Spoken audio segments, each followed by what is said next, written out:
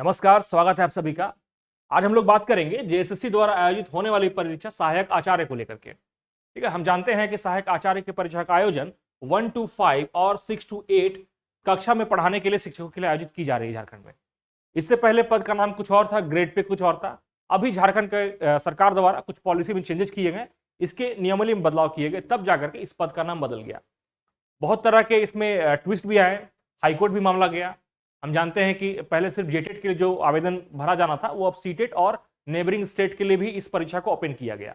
अभी भी मामला सुप्रीम कोर्ट में चल रहा है। आपको मेरे चैनल के द्वारा बराबर अपडेट दिया जाता रहेगा कि सुप्रीम कोर्ट में प्रक्रिया क्या चल रही है और उसका निष्कर्ष क्या निकलने की संभावना है, या फिर निष्कर्ष जब निकलेगा तो उस पर भी हम लोग चर्चा करेंगे। हम लोग आज चर्चा करेंगे ये परीक्षा जून से पहले आयोजित क्यों नहीं होगी। ठीक है, बिल्कुल बाकायदा जेएसएससी ने एक नोटिस जारी किया है, नोटिस नंबर 29, और बताया है बिल्कुल इसमें, इस नोटिस को आप पढ़िएगा, एनालिसिस कीजिएगा तो इस नोटिस में सारे हिंट्स दिए हुए हैं। ठीक है, हम लोग उस समझने का प्रयास करेंगे।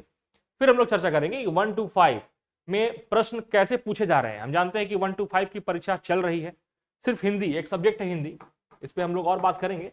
हिंदी विषय जिन्होंने विकल्प के तौर पर चुना था उनकी परीक्षा का आयोजन हो चुका है 1 to 5 में। ठीक है ना, खैर उससे आपको कुछ फर्क नहीं पड़ेगा, लेकिन 1 to 5 के जो बाकी सब्जेक्ट वाले जो बचे हुए हैं उनको जरूर एक अंदाजा मिल जाएगा कि आगे परीक्षा कैसे होने की संभावना है, या प्रश्न का स्तर कैसा रहेगा, या फिर थोड़ा बहुत हेल्प 6 to 8 वालों को ही मिलेगा।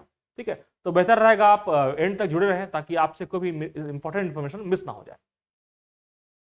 यही वो नोटिस है जिसकी मैं चर्चा कर रहा था। ठीक है, नोटिस नंबर 29, और ये जारी किया गया था आज से लगभग 10 दिन पहले, 24 अप्रैल 2024 को। ठीक है, इसमें कहा गया है कि 1 to 5 पद हेतु आयोजित परीक्षा का आयोजन 27-24 से रांची, बोकारो, धनबाद एवं पूरी सिंहभूम, मतलब जमशेदपुर समझिएगा इसको, 4 शहरों में परीक्षा केंद्रों में निर्धारित थी। ठीक है ना, परीक्षा का जो मोड था वो सीबीटी मोड पे था। ठीक है, ऑनलाइन एग्जाम हो रहा था, और प्रवेश पत्र जो है वो 24 अप्रैल से आयोग के वेबसाइट पर डाउनलोड हेतु उपलब्ध लिंक प्रकाशित किया जाना निर्धारित था।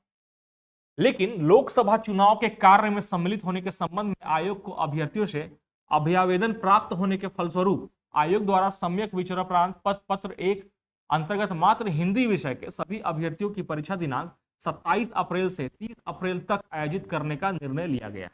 ठीक है, हम जानते हैं कि पूरे देश में लोकसभा चुनाव का माहौल है।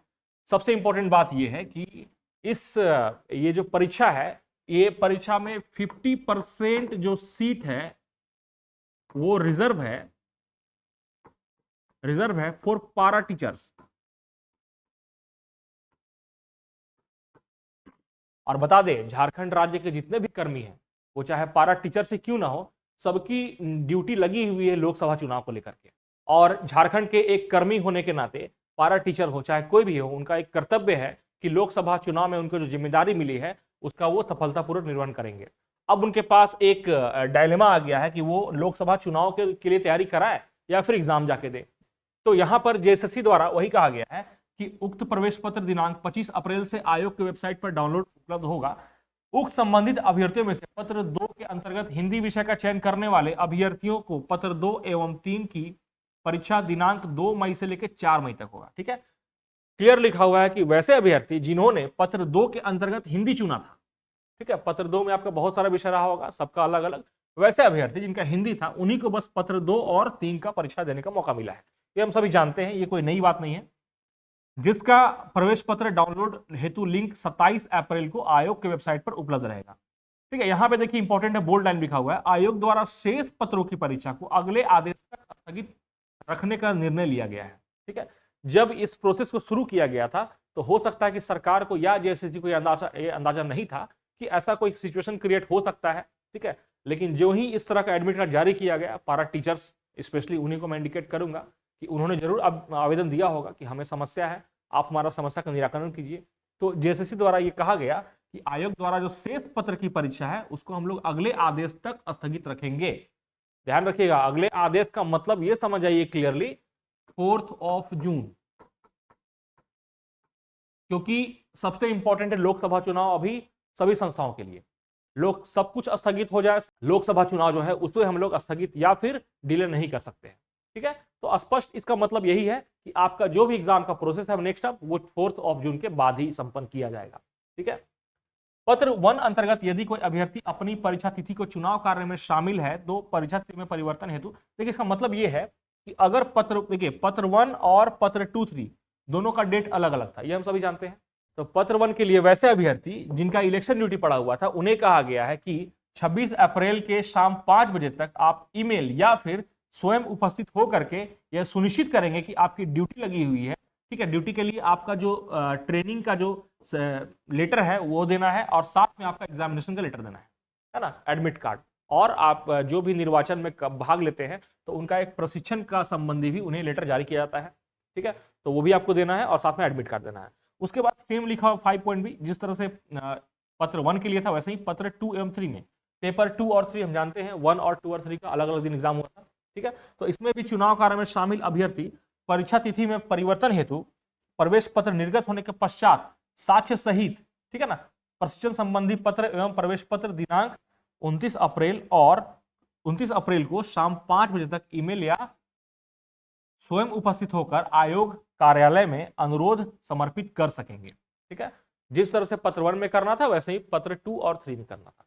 अब हम लोग बात करेंगे सबसे इंपॉर्टेंट चीज 1 to 5 में प्रश्न पत्र का स्तर कैसा था। ठीक है, तो 1 का तो सभी जान रहे हैं कि पेपर 1 जो है वो क्वालिफाइंग है। ठीक है, देखिए एक बात हम और कर दें, आप सभी के लिए बड़ा महत्वपूर्ण चीज है। हम जानते हैं कि पेपर 1 जस्ट क्वालिफाइंग है, आपका जो मेरिट बनना है वो 2 और 3 में बनना है। बहुत सारे अभ्यर्थी परेशान रहते हैं पेपर 1 को लेकर के। ठीक है, एक थोड़ा कैलकुलेशन समझिएगा, मैं मैथ्स का टीचर हूँ, ठीक है ना, और मैं समझता हूँ क्या कंडीशन हो सकता है। अगर मान लीजिए कि 100 क्वेश्चंस आपके पूछे गए हैं किसी भी सब्जेक्ट में पेपर 1 में, चाहे वो कोई विषय क्यों ना रहा हो, आपको अगर कोई भी प्रश्न का जवाब नहीं आता है, ठीक है ना, हम जानते हैं कि A B C and D 4 options में से कोई एक ऑप्शन जरूर सही होगा।